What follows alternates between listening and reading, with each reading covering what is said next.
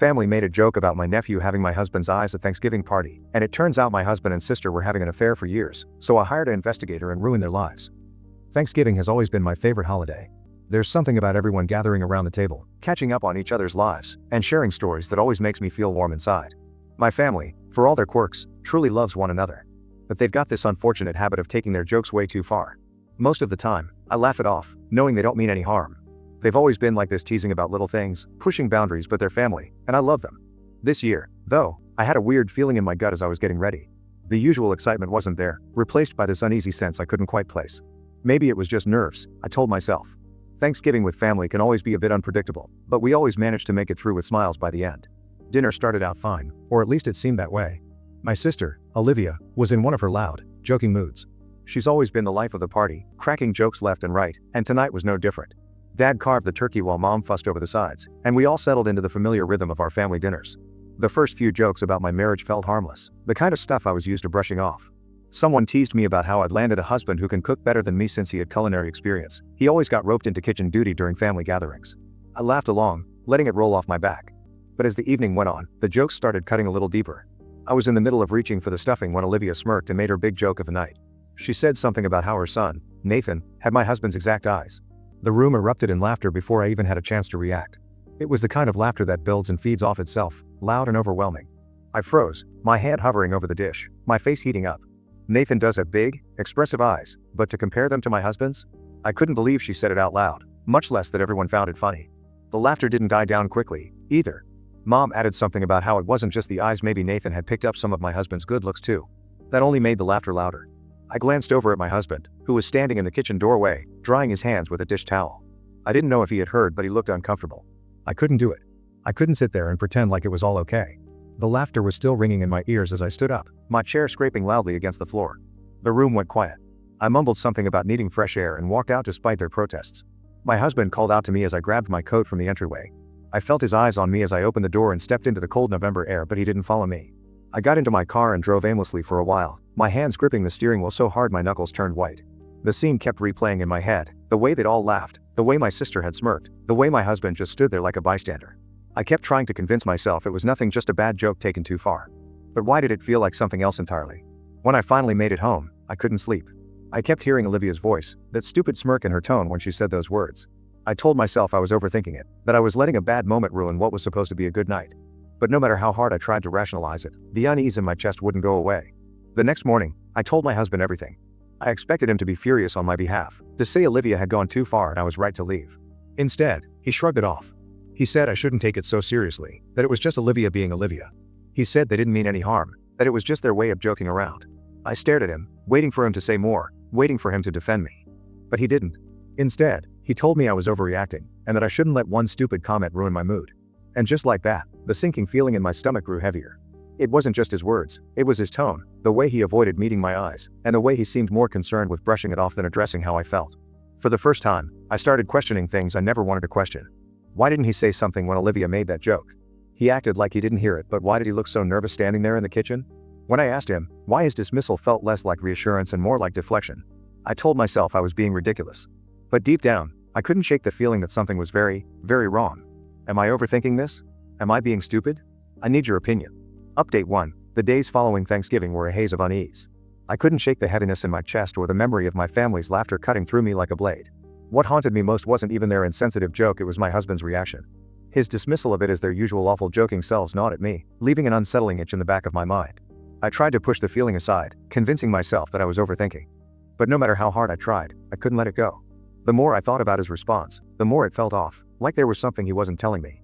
And then there was Olivia, my sister, with her smirk and that ridiculous joke. On its own, it was tasteless but harmless. But paired with the way my husband had just stood there, silent and awkward, it made my stomach twist. Over the next few days, I found myself revisiting old memories, and suddenly, things I'd dismissed as meaningless began to take on a different shape. There was the time Olivia had made a joke about how she and my husband got along better than he and I ever did. I'd laughed it off at the time, chalking it up to her usual over-the-top humor, but now the memory gnawed at me. And then there were the shared glances I'd caught between them over the years. Nothing outright inappropriate, at least not that I'd noticed, but moments that suddenly felt too familiar. Little things I had brushed aside in the past now surfaced in a new, unsettling light. There was that one Christmas when we'd all played charades, and Olivia and my husband had been on the same team. They'd been nearly unbeatable, guessing each other's clues with a kind of ease that struck me as almost intimate. I'd felt left out then, but I'd laughed it off, telling myself it was all in good fun. Now, that memory felt like a weight pressing on my chest. Desperate to quiet the storm in my mind, I started going through old photos and social media posts. I told myself I was being ridiculous, but I couldn't stop. I combed through pictures from family gatherings, trying to prove myself wrong, to find some reassurance that I was just being paranoid. But instead, I found things that only made my unease worse. There they were, standing too close together in photo after photo. Olivia's hand on his arm in one picture. The two of them laughing in the background of another. Her captions on some of the posts were innocent on the surface but carried a strange undertone when I read them now. Always fun hanging out with my favorite brother-in-law. One of her posts said, with a winking emoji. I kept scrolling, my chest tightening with each post I unearthed. The signs weren't blatant, but they were there, like faint cracks running through a seemingly solid foundation. It wasn't just the pictures either. I started remembering offhand comments Olivia had made, things that seemed flirtatious in hindsight. Like the time she'd joked that if I ever messed up, she'd be happy to take my place. Everyone laughed, including me. I'd thought it was harmless at the time, but now it felt anything but. The weight of it all was unbearable, and I couldn't keep it to myself any longer. One evening, I confronted my husband. I tried to keep my voice calm, but my frustration and anxiety bled through. I asked him about the jokes, about the pictures, about whether he thought Olivia ever crossed a line. He sighed, his tone dismissive, and said I was letting my imagination run wild. He reminded me that Olivia was always joking around and that she didn't mean anything by it. When I pressed him, asking why he hadn't defended me at Thanksgiving or why he seemed so uncomfortable, he waved it off. He said he didn't want to cause a scene and thought it was better to let it blow over. So he had heard what they said, yet the next day he acted like he hadn't. His words sounded reasonable, but his tone didn't. There was something in the way he spoke that felt like he was avoiding something deeper. I asked him directly if he thought Olivia's behavior was inappropriate, and he hesitated before answering. That hesitation felt like a slap in the face. He finally said no, that I was overreacting and needed to let it go.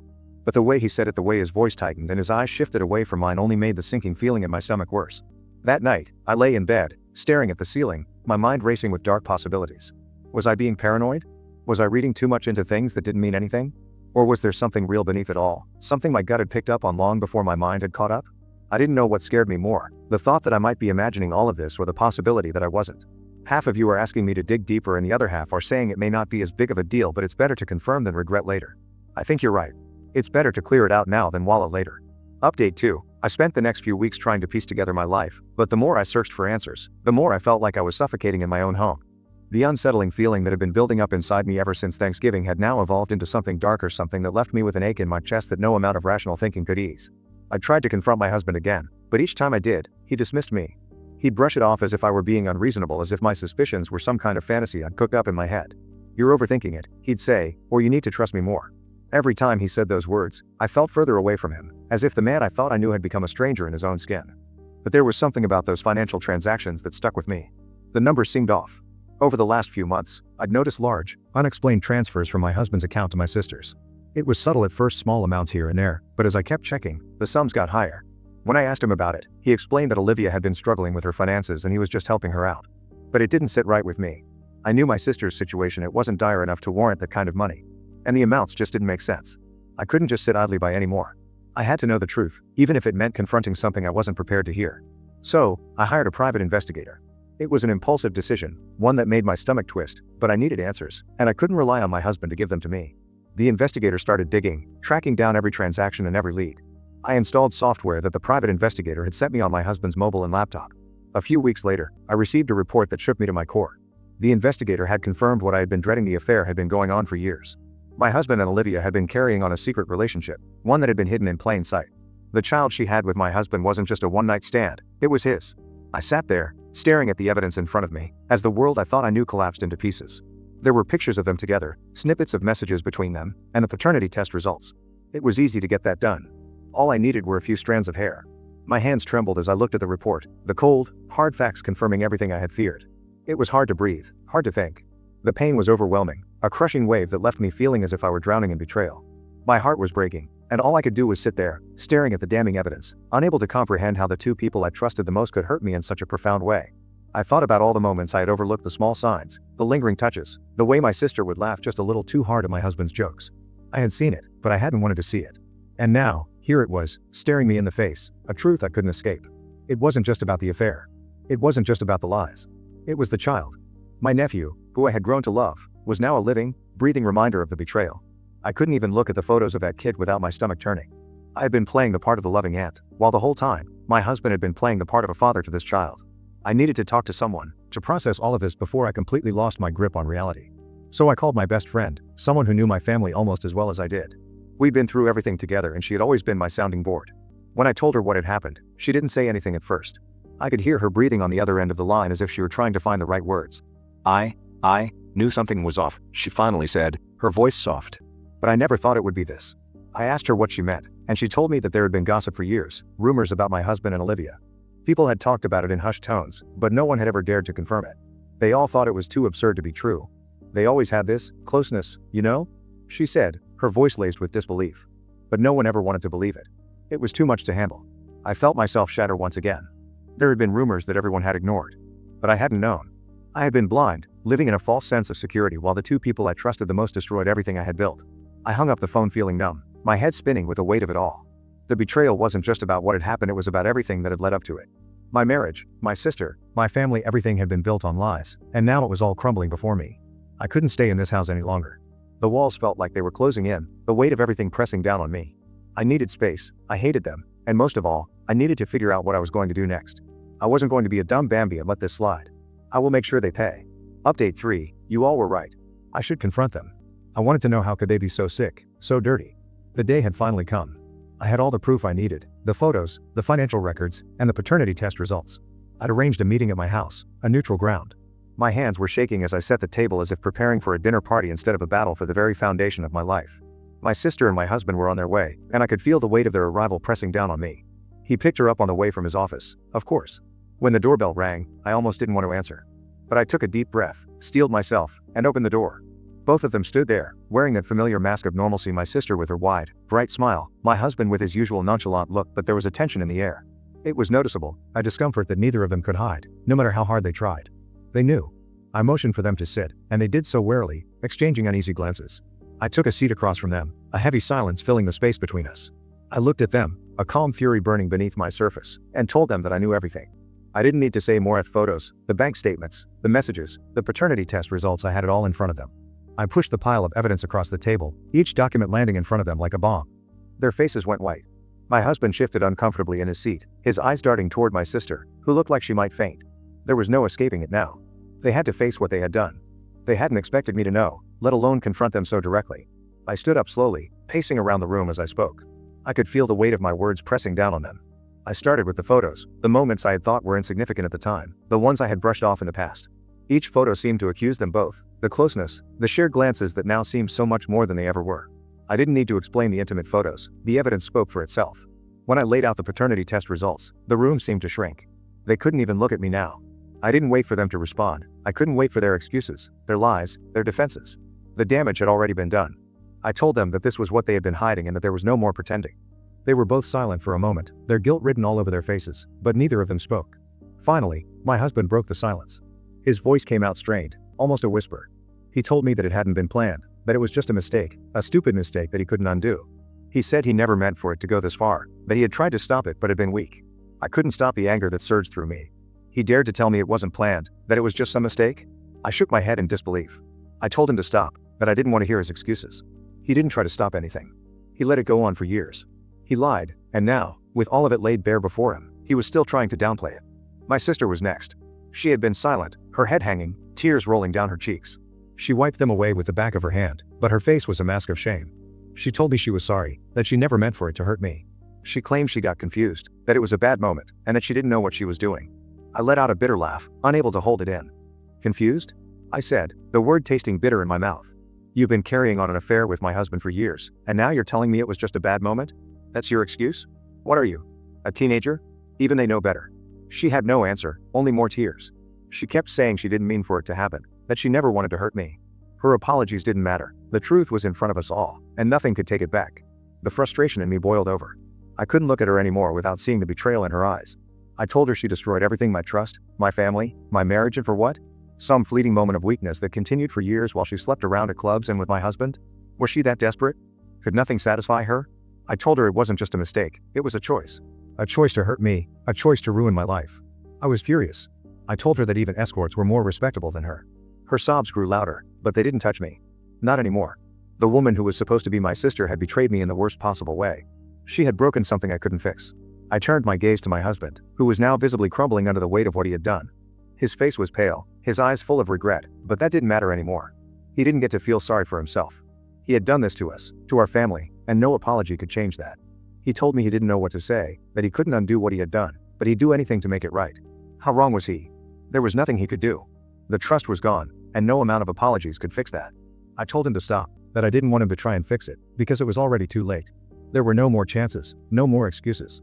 He had crossed a line, and now it was time to face the consequences. I wouldn't let them manipulate me again. With that, I stood up and walked out of the room, leaving them both behind. I didn't look back. There was no point. I had nothing left to say to them. They had already taken everything from me. Update 4. The days after the confrontation were quiet, unsettlingly so. The hurt and betrayal lingered in the pit of my stomach, gnawing away at my resolve. I thought about the years of love, trust, and sacrifice I had poured into a marriage that had been nothing but a lie. I thought about my sister, my own flesh and blood, who had betrayed me in the worst way possible. I didn't want to be the victim anymore. I was done with the sadness, the humiliation, the rage that was like lava. It was time to take control, to make them pay. I didn't just want to get even. I wanted to make sure they would never forget what they had done to me. I wasn't going to let this slip under the radar. My husband and sister were going to be exposed for the heartless people they were. I didn't care what happened to them anymore. In fact, I looked forward to the fallout. I began by targeting their professional lives. I had connections in the community, people who could spread the word quickly.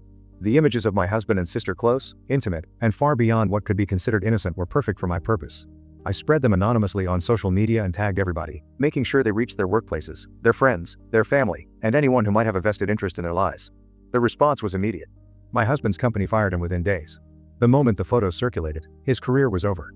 His colleagues, many of whom had been complicit in keeping quiet about his affair, suddenly turned on him. He had tried to keep it all hidden, but now, the truth was out. As for my sister, her boutique was no longer a safe haven for her. The shame of the affair, and her own role in destroying my marriage, was too much for her clients to ignore. Her high-profile customers, the ones who had spent thousands on her services, quickly distanced themselves. Rumors spread like wildfire, and her business crumbled. There was no one left to support her. The women who had once treated her like a confidant now avoided her like the plague. My sister tried to play the victim, but no one was buying it anymore. The stories of their ruin reached me through my relatives. The revenge didn't stop there. My other nephew, my cousin's son, the one who had always been close to me, took matters into his own hands. When he saw how destroyed I was, he went to school and told anyone who would listen that Nathan was an affair child, that his mother betrayed her sister and was sleeping with her husband all these years. He told them everything, even going so far as to say that the affair child knew who his real father was all along, yet came over to my house and had no shame, acting all innocent. The gossip turned into laughter, then mockery. The poor boy became the target of every cruel joke. Kids at school teased him relentlessly, asking him if he had always known the truth or if his father had ever told him. The teasing didn't stop. It spread across the school. His life became unbearable. He wasn't just a child of an affair anymore, he was the living, breathing reminder of my sister and husband's betrayal. I felt guilty, at first, that it had gone this far. The child didn't deserve the cruelty he was now facing. But when I came to know that he had known about his father, about the affair, and about the lies. He had kept the secret, so in my eyes, he became just as complicit as my husband and sister. I could no longer sympathize with him. He had played a part in my suffering, and now he had to face the consequences of his traitorous parents' choices. The sympathy I might have once had for him evaporated, replaced with a cold, unyielding bitterness. Divorce proceedings were brutal. My lawyer knew exactly how to leverage the years of deceit. The affair wasn't just a betrayal, it was the cornerstone of my case. A second paternity test confirmed that the child was my husband's, and it gave me all the ammunition I needed. I was entitled to everything. The house, the money, the joint accounts. My husband walked away with nothing but his shame and the wreckage of his own choices. I wasn't done, though. Not by a long shot. My father, the man who had always been a stoic figure in our family, finally lost his temper. When my sister came crawling back, begging for forgiveness, he slapped her across the face right in front of the affair child. The sound of it echoed in the room, and for the first time, I saw the man who had always been calm and collected lose control. He called her the worst mistake of his life. His voice trembled with rage, and it was clear to everyone in the room that he had nothing but disgust for her. My mother didn't say a word. She just stood there, understanding that for my father to act this way, the betrayal ran deeper than anyone had imagined. Their attempt to reconcile, to make things right, was nothing more than a last-ditch effort to salvage their reputations. No one cared about their apologies. No one wanted to hear them beg for forgiveness. My family supported me. Even my mother said that I was her daughter before Nathan was her grandchild. Everybody knew that Nathan had known too. There was no going back. My husband and sister were isolated, left with nothing but the wreckage of their own actions. I watched it all unfold with a sense of grim satisfaction. There was no remorse, no second guessing. I had waited too long for this. In the end, I didn't need their apologies. I didn't need them to understand the depth of the pain they had caused me. I didn't need closure. The satisfaction of knowing that their lives would never be the same was enough, that the mess they had created would never be undone, and to see their misery made me content. Sometimes, justice doesn't come from forgiveness. Sometimes, it comes from watching those who wronged you get exactly what they deserve. And I had made sure they did.